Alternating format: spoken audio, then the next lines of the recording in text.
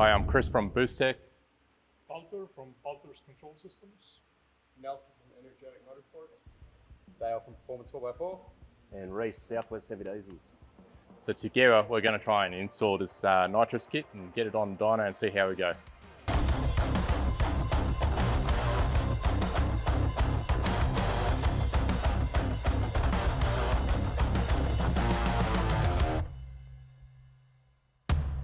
Yeah, so I've thrown Reese under the bus today and asked him if he can install the Nitrous kit for us. So I don't know if you fitted any yet. No, haven't fitted one yet. So. Okay, so Reese is from Southwest Heavy Diesels out in WA, and we're just asking him politely to see if he can put this all together. And I think it just shows how simple the system is, and it shouldn't be difficult and shouldn't be daunting to put a Nitrous kit onto a diesel at all. Yeah, so We hope not. yeah, we're going to find out anyway. So there's not too many parts to the system, but there are some critical parts that you do need. Obviously you need a full or fairly full nitrous bottle. You do need a way to mount the nitrous bottle to parts of the vehicle to make it not roll around while you're driving, for instance. And then we got the plumbing side of things. So the plumbing side, there's generally a couple of options that you can choose from. Like there is this, I think it's PTFE line, I'm pretty sure. Yeah, PTFE type line. That will handle over 1,000 PSI, which is probably what we need. But a lot of other people also like to choose a braided type line. There are drawbacks and positives on both types. I guess one's more susceptible to damage. One can cause more damage to your vehicle, especially if it's rub against, say, fuel lines or other things in there. And yeah, from there we just have the general assembly of the solenoid and the electronics. So the electronics is usually quite simple. Is this a solid state relay that we're using? Yeah, right. Yeah, so if you're using a solid state relay, it is probably the best way to get PWM to a solenoid without any issues upstream. So you can do a solid state or a normal, like an on-off type relay. But then you're limited to how much control you have. So with a solid state, you can ramp it up as much as you want or decrease it. And I think for this case, it's probably not going to be as useful like as in an EFI car, but you know, I'm happy to be told otherwise as well. So we actually have a jet inside our actual solenoid, which gives us a little more resolution control. But if we need to change how much this solenoid can flow, we can change just the jet to flow more. There's several options here. Yeah, so there's 3 in this bag. I believe we have 100, 150 and a 200 shot. These are probably the most controllable nitrous solenoids on the market. So. Yeah. Yeah. Probably a point of difference with this kit too is the jets in the solenoid versus subsystems where it's in the inlets. Yeah, because once it starts flowing, it's going to fill the line, and so if you ramp it in, it has no real effect. So I should probably mention that this is a Wizards of NOS kit from the UK. And from what I know and have experienced, it's a lot finer in controls and you definitely get a lot better use out of the volume that you're actually putting through the system. So yeah, we're really quite happy to be using this kit. It's probably a little bit more, what would you say, I wouldn't say fragile, but you have to have more care when you're installing this kit. And from there, if you want something that is a lot easier to fit, maybe with the fittings where you can put more leverage on, you can use a different system, say like a NOS systems. So this is a wet system which has 2 inlets. Generally you have a fuel inlet and also a nitrous inlet. In our case, we don't have any additional fuel coming from an external source, especially in a diesel where we can control everything from the injection system itself. So we do have the option actually to dual stage it if we need to, and it is a common practice that does happen in racing, but it's maybe not a recommended practice. So this solenoid is a 150 shot capable, and it draws approximately 7 amps when you first power it up without any pressure on it. But from what I believe, that amperage will be a lot higher when it does have pressure in the system for it to crack it open, or It needs more current to be able to open once there's pressure in the system. Yeah, okay. So a static If test. you've got voltage drop in your wiring, if your wiring is terrible and you've got voltage drop, it may be able to open when there's no pressure, but it Right. won't do anything once there is pressure. Yeah, so static test, this requires about 7 amps to open up. You do generally expect it to be a little bit more. If there's voltage, it needs a good voltage, Right, a stable voltage Yeah. to operate. gotcha. Okay, so there's a little tip for you guys. Systems like this, your wiring needs to be on point, done well. That's right. Not twisting wires together. Why are you looking at me like that? But yeah, of course, like that's the best way to do it. So we'll see how we go. And all these systems do have a filter in them, so keep that in mind.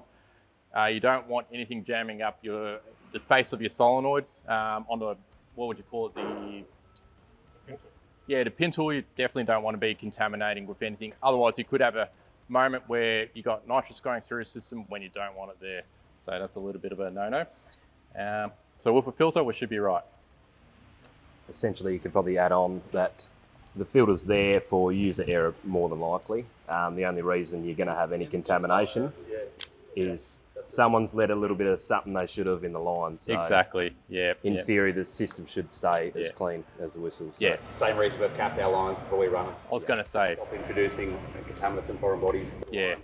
So if you're inserting these, make sure you have caps on you. Otherwise, if you're running it through past some dust or through your chassis rail or something like that, you're more than likely going to pick up some stuff, dirt, usually more than that. Especially going through a firewall or something like that. Exactly, yeah. So that's another tip for you guys. So this is a 50, so pretty much this is a throw over the shoulder job for us for today. That's a good spool aid. Yeah, so something like this will be quite handy for something like that. You can almost spray that at idle. and not Sure. stall a motor. There you go. So we're going to go a lot bigger than that. I reckon we start off at what? Depends on the horsepower goal, but yeah, maybe 100, 100? Oh, come on. 150. 150, I've got a man's. Put the biggest jet in and drill it out. That's fine. We'll even go I'm bigger down then. with that. So as I said, we're going to throw Reese under the bus. Yep. Please fit this kit for us. No worries. And we'll see how we end up in a couple of hours.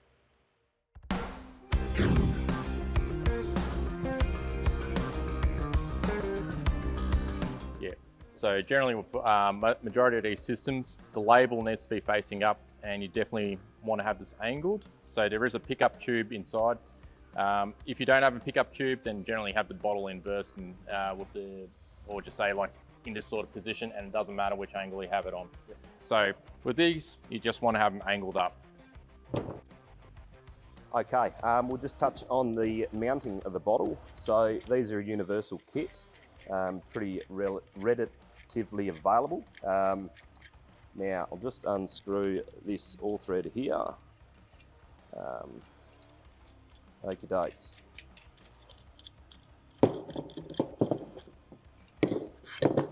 All right, so you've got an all thread on the base of the mounting. That'll thread down into there. So we'll just run that down by hand. Okie dokes. Then we've got that one strap that goes over the top and it's locked in with that nice little nut there. So we'll leave that off for the time being until we get it mounted on the feet. What we've done in here also is just run a bit of 4mm vacuum tubing or boost line. That just basically, it's an anti-rub, anti-vibration. It just sits around the bottle nice and snug.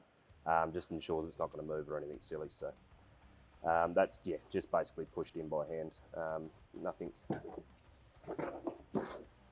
Yeah, alrighty. So with these mounting feet, obviously there's angles cut in the feet. That'll determine the angle of the bottle overall. So basically we want to fit those up, ensuring the angle of the bottle's correct. Chris touched earlier on in regards with the actual pickup tube. So, you know, that's very important for this system to work properly. Okay, so we'll just start by running these screws in here. I'll get all these ready to go. We'll just touch on the mounting, so where the feet and the actual bottle stays sit. Now, these have got a slight angle there and a cutout. You can see quite clearly that one's going down towards the center of the mounting feet and the other one's going down towards the outside of the mounting feet. So it's quite important to take note of where that is situated. Okay, so now basically In the kit, they've supplied us with some socket head cap screws. Those ones go in there with a flat washer and a spring washer. We'll just put them in now, just hand tight.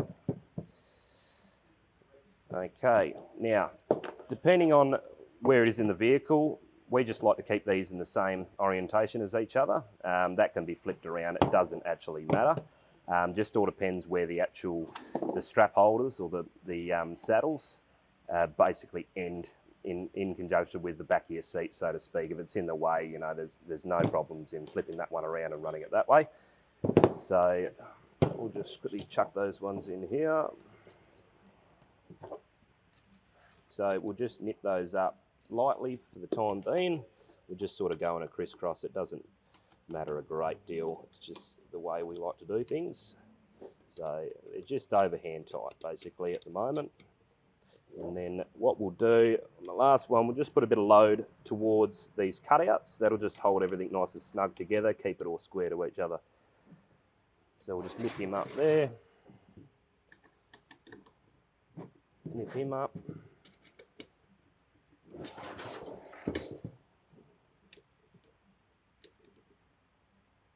Cool, and that's your bottle mount done. Alrighty, we'll chuck this one down on the floor, just behind the passenger seat. That means the driver's going to have a bit of ease of use with this tap on the top side of the bottle. So basically, you can mount it wherever you like. Just got to consider you're not going to be able to turn that thing on when it's needed. So, bit of common sense. Now, bottle sits in there quite nice, keeping the logo facing up. That'll ensure what Chris touched on earlier in regards with the pickup of the bottle. Now these saddles, they sit over there quite nice, and basically when the time comes, once that's all mounted in securely, we can chuck these on, nip them up, and away we go.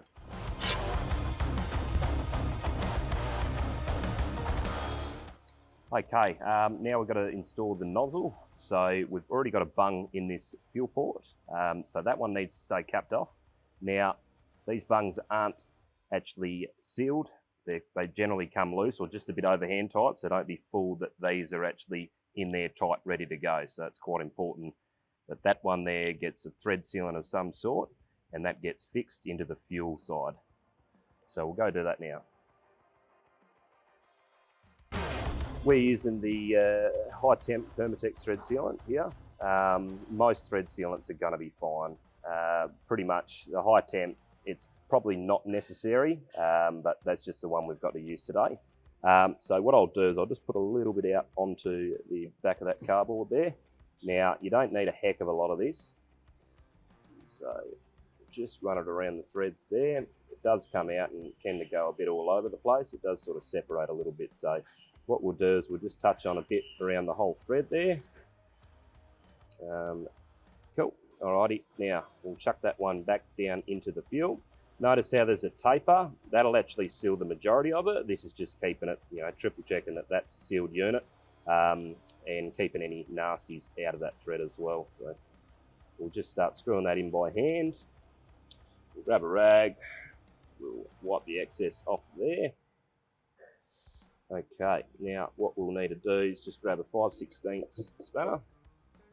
And we'll just nip him up there, grab our 1/2 inch, and we'll just give it a nice little tweak, and that's all you need. Cool. Okay, now it's time for the nozzle to go into the intake system. On this one, we're just putting it in this 90° that comes directly into the intake manifold. It's not overly close. It means it's going to at least get dispersed evenly to all cylinders of intake. They do have a little grommet, so to speak. That's more or less just a dust seal. That one there, we won't be using it, so that can come off that body there. So this one here, it's very important that this is positioned in the direction of the engine's intake. So we'll take note of that. We can see that this one here is lined up with the fuel side that we capped off previously. So we got the thread sealant once again. Now, just got to be careful, this stuff is quite runny, so we'll get a bit on there. Alrighty, now we'll just run that around with our fingers, just get it in the threads. Like I say, it doesn't need a heck of a lot, it does go a long way. Basically, that's all you want. key point orientation of the nozzle, as we talked about earlier. Now that one is going down into the manifold here. So we'll just slide him up into there and we'll just thread him in there. So being a tapered bung, it doesn't have to be crazy tight, and you've got to be extremely careful you don't pull the thread. So just using the 1/2 inch spanner, it's a bit of an awkward position here, but what we'll do is we'll just rotate him around. Okay, so we're just about there. So we're facing the engine, as spoken earlier. So we know that orientation, that fuel side cap that we capped off earlier, is where basically the nozzle is injecting the NOS. So that's facing the motor side or the intake side, so we know we're good to go there. Okay, so fitting that's supplied in the kit and it goes on the outlet side of the bottle. We've just got a nylon washer. That one sits inside the fitting like so, and it just screws on there nicely. Now, 32mm inch and a quarter or shifter, nice and simple. We'll just nip him up, doesn't have to go over the top. And that one's ready to go. Just keep in mind, you don't want anything entering this area here, so tape that off while you're mucking around doing everything else. That'll just keep all that sealed up and nice, ready to go when we got the hose ready. Just going to pull the glove box out to get to the Boostec ECU. It's just 2 screws down the lower side. This is the 105 series, so it's obviously going to be different depending on your make and model. That one pops out there nicely. Okay, so now we'll get this one out of the way. Okay, now we'll remove the inner panel to gain access to the ECU.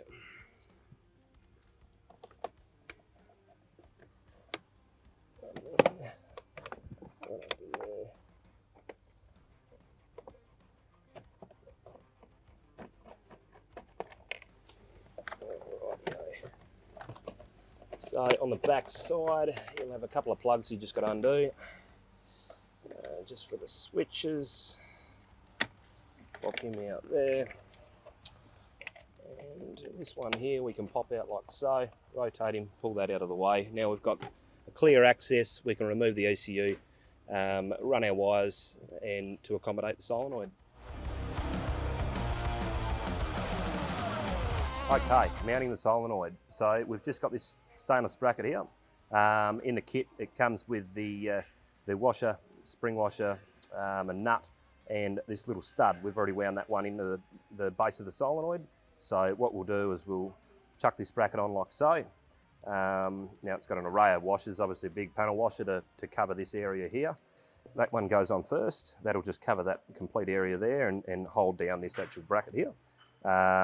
Obviously followed by the smaller washer, the self-explanatory, and the other locking washer there, and then we'll just put this nut on the back side of that stud. Now, we'll just leave that loose for the time being. What we've got to keep in mind is the orientation of this unit as to where the hose comes in and where the hosing comes out. So for this instance, we've got our outlet here. That'll go into the nozzle that's in the intake assembly already. And we've got our hose or our inlet. That'll be the hose coming from the bottle itself. So what we'll do is we'll chuck that over on the mounting and we'll show you that. So just for demonstration purposes, we're utilising this mount here. Now, it doesn't have to stay there. It's not the strongest of mounts, but basically demonstration purposes of how everything's going in and working. We'll put him here and we'll get everything hooked up for you. So basically the reason why we wanted to keep this nut on the backside loose is obviously making sure we've got the right orientation before everything becomes fixed. So as we are there, it's pretty good. We've got our outlet on this side. The hose can go down and around the back side into our nozzle. And in here being the inlet, that can come straight out of the firewall grommet and straight into the inlet, and away we go. We don't have a heap of leftover hoses making a mess in the engine bay. So cool. So what we'll do is we'll just get that somewhere happy. We are pretty good there for the time being. We'll just nip him up and then we can address that nut on the rear side. So obviously now we can just rotate this wherever we like. So What I might do is we'll leave that still hand tight once we've got the hosing in, and then we can twist that around wherever we want. Just got to remember to tighten that back nut up there, and we're good to go. Okay, so we've run our hose. We've actually decided to run it up underneath the seat, down around through the side panels. We've just lifted to the edge of the floor and so forth to run it through the bottom of the pillar there. That runs up to the front. We'll just show you that. So we've sort of gone up through the kick panel here, up and around, and that's gave us access to go straight out through the firewall, through the factory grommet. So when we're running those wires in, it's important to run the other wiring that you need. So in this instance, we've got a twin core 3mm wire that's gone with it. We've also got some outputs from the DID1, so the Boostec, the control unit. So those ones there are fixed in pin 7 and 51. We'll show you a bit of that later on. So basically we've run all the wiring, so we've got the outputs of the ECU, we've got the other wiring within the twin core, that's going to be our switch to control or basically arm the unit, and our other hose coming from the bottle itself in the back is running out with those lot as well. Okay, now we're ready to hook the charge feed pipe up to the bottle. We'll rip the tape that we put on there earlier. Okay, that one comes off there. Now we've got an olive fitting. Basically it consists of your socket there, that'll slide over your pipe, and then your olive there will go over the actual pipe. Now sometimes the end of the pipe needs a bit of a manipulation. They're quite a tight fit, so we'll just grab some pliers and gently manipulate that. Okay, so just squeezing that, we're just trying to get it back to round. When you cut this pipe, it's quite a thick wall, so it will try and squash in on you. So we'll just squeeze that gently, and we'll just try and get this one to slide over there. Okay, that one slid over like that. Now the idea of the olive is that will actually crush into the hose. It'll grip and seal on the hose, and it allows for a sealing face to meet up with the fitting here.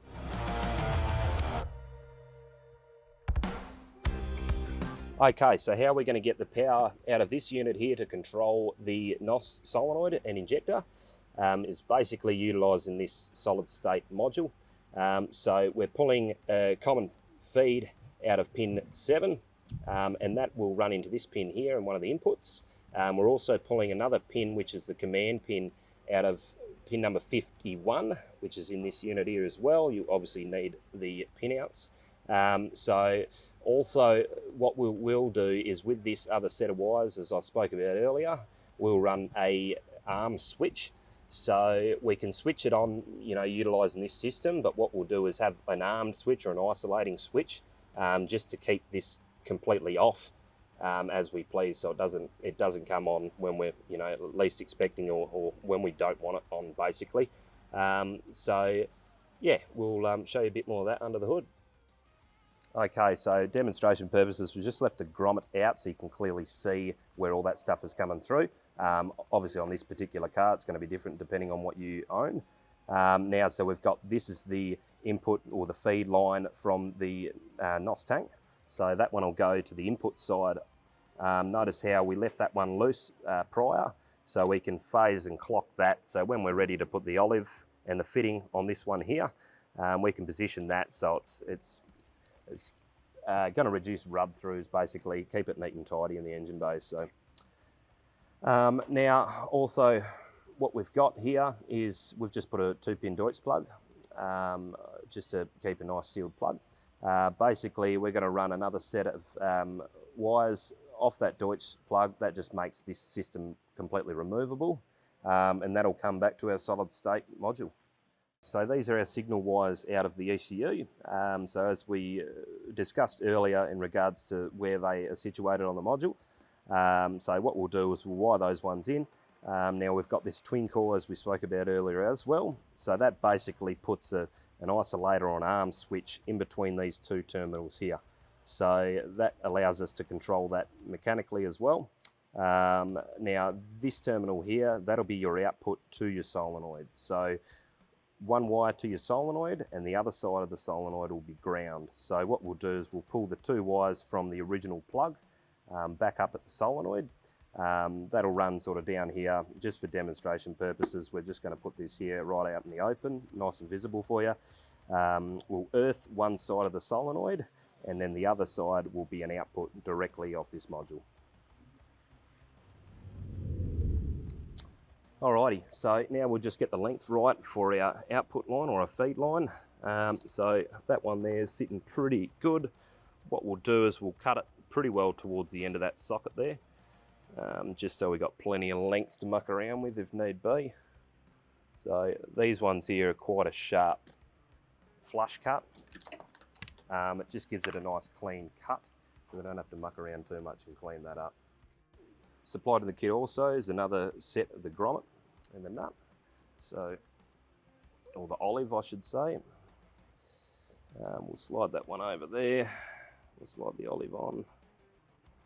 Okay, so notice how it is quite loose, so that's where you've got to be quite careful. So you want to slide that hose in as far as possible. So that's basically bottoming out on that solenoid, and then we'll slide that one right up behind it, and then we'll start winding that in by hand. Alright, so that's just in that position. We'll grab our spanner. We'll just nip him up once again. You don't have to go over the top tight. You can actually feel that olive start to compress and bite into the hose. So there we go. And that's all. Okay, so now we're happy that that is in a pretty good area just about there. Everything's nice and relaxed, so we've got no dramas there. We'll grab our 13mm spanner and we'll just nip that nut up on the back side. Alright, that doesn't need to be overly tight as well. It does have a lock washer or star washer. Now that's all fixed in position, and we'll start with the outlet or the injector pipe. Alright, so now we've got the line that goes from the solenoid or the injector to the actual sprayer. Now, important to note, as we've just found out, the kit supplies 2 different length olives. So I'll just grab the other olive just to show you in comparison. So, comparison. So these are the 2 different olives in the kit. Now, this is being the longer one. You can clearly see that. It's a bit hard to show you there, but quite, or bugger all longer, put it that way. That difference in length won't allow you to put that fitting in there. So make sure you don't put that one on or you'll know straight away. So we'll do away with that. Now, same concept. You slide that in all the way. You slide the nut up behind it. We'll call it a nut. It's probably got a better name. And we'll just start that thread once again. So it's pretty much, just double check that, but it's pretty well only getting about a thread. So with that longer olive, you won't even get a thread started. So basically we'll just leave that there for the time being. Now this is the injector line. So that one's got to go into that spray or the sprayer. So pretty much what we'll do, just considering where this is mounted, we'll just run it down and loop it as it is there, and it'll run directly straight back up with another fitting exactly the same as that into the sprayer, and then we'll be good to go. We'll probably chuck a bit of conduit on it just to keep it protected and heat proof, and everything should be good.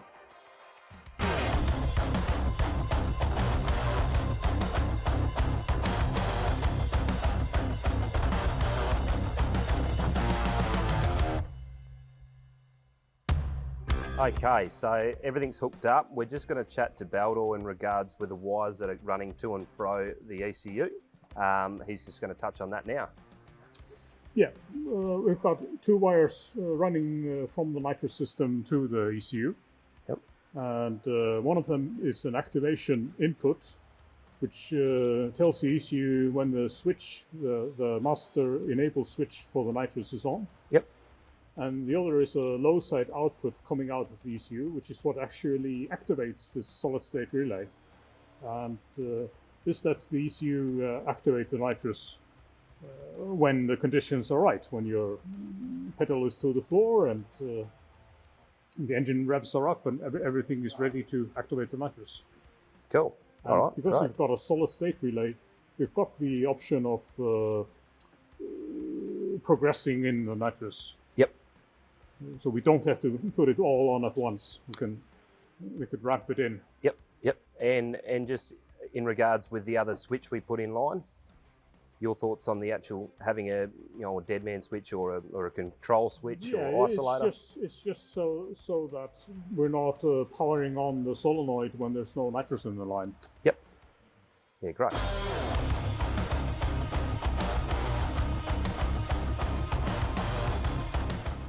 All right, so Chris has just turned the bottle on, so that means this line here is now charged. So all we're going to do is a bit of soapy water. We're just going to spray around that area there, check for any bubbles, leak, or obvious signs of gas actually getting out of that fitting. Give that a good soaking. Basically, no bubbles is all okay. So.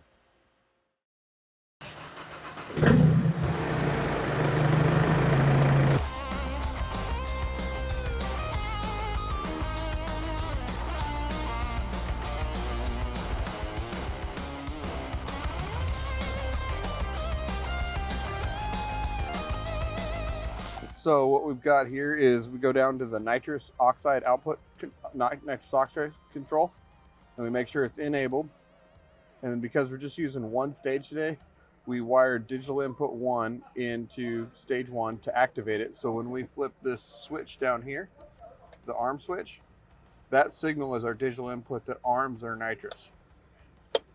And then for stage 1, we have to be above 80% throttle,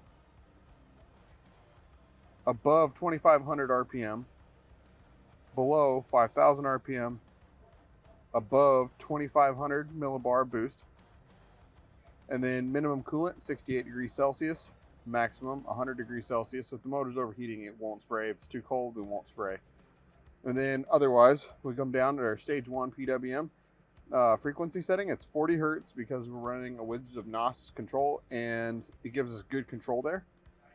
And then our PWM for this is RPM based, which we can make it more complex for now, but it is basically 0 duty. And then once we hit 2,500 RPM, if the other conditions are good, we're going to start at 32% duty and then ramp to 100%. And then it goes off at 5,000, but our RPM limit's at 4,500. So it's effectively not effective. It's just a thing in case it over revs. There's no need to spray when we don't have fuel. You could do that either way, it doesn't matter. Otherwise, that's about all the settings for nitrous.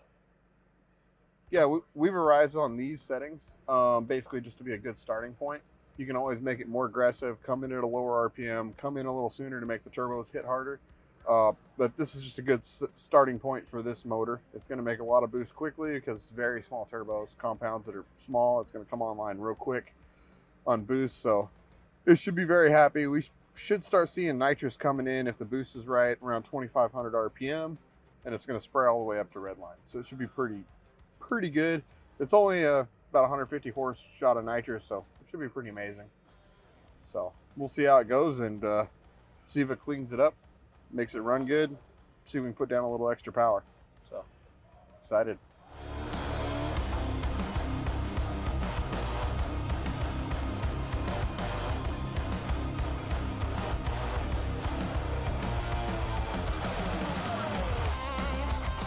Chris from Boostec. I want to thank Reese from Southwest Heavy Diesels for installing our nitrous kit. No worries. Yeah. How'd you go with it? Yeah, pretty good actually. So we did a few pulls, used up all the potential of the turbos. We thought, okay, well let's utilise, the couple of hours of nitrous install and chuck what do we start with, 100 nozzle? Yeah, 100. Yep. So we've seen roughly work on on half of what the injector nozzle size is. So we did see a 50 horsepower gain with 100 nozzle. That wasn't enough, was it? No, we had to go more. Yep. We ended up at 200. So the injector nozzle or jet, 200 horse basically netted us about 100 horse gains. And in a diesel, that's basically what you expect. And it's the other factors that we did find during the dyno runs is it did increase the boost pressure, so you drive pressure through the turbo. So there is also a lot of potential to use nitrous, as we saw, also to help spool. So we did find some limitations with turbos and whatnot, and we're pretty much maxed out there. So there's a lot of experimentation, and I think we've got a nice result. But the main thing is the kit was easy, or you made it look easy. Yeah, the kit was easy. It worked. It worked well. So, and it's something you can do in your backyard. Yeah, for your race car though, okay, not on the road. Yeah, it's Don't not be street legal, so just Don't keep be that in naughty. mind. Yeah, So so it's only track day stuff. And it's and also bang for buck. I think it's amazing because it's like not at the price of say putting another turbo or something like that in, but it does go pretty quick. Yeah, and as we said, we used up the turbo's potential, so we had to go somewhere without throwing a whole heap of money at it, and we got the results we were sort of after. Well, we were after. So spot on. Yeah, it was good. So much appreciated. Yep, Thanks, Reece. likewise. Yep. We'll see you around. Yeah, we'll do. Maybe in WA, you never know. Might do a little bit of tuning over there. So, contact Reece if you've got any questions about anything diesel. And I'd say even gearboxes, trucks, and tuning now as well. Yeah, trucks, four-wheel drives, realistically, is our specialty. So, down in the southwest of WA. Chris might pop around and show his face. So it's a nice area. Just a little bit sharky though, so we don't want to go diving or something like that, or go spearing and get eaten. Can't go in the water. No. But it's a beautiful area. It's a shame, So much appreciated. Cool. Good on you. See you around. Alrighty.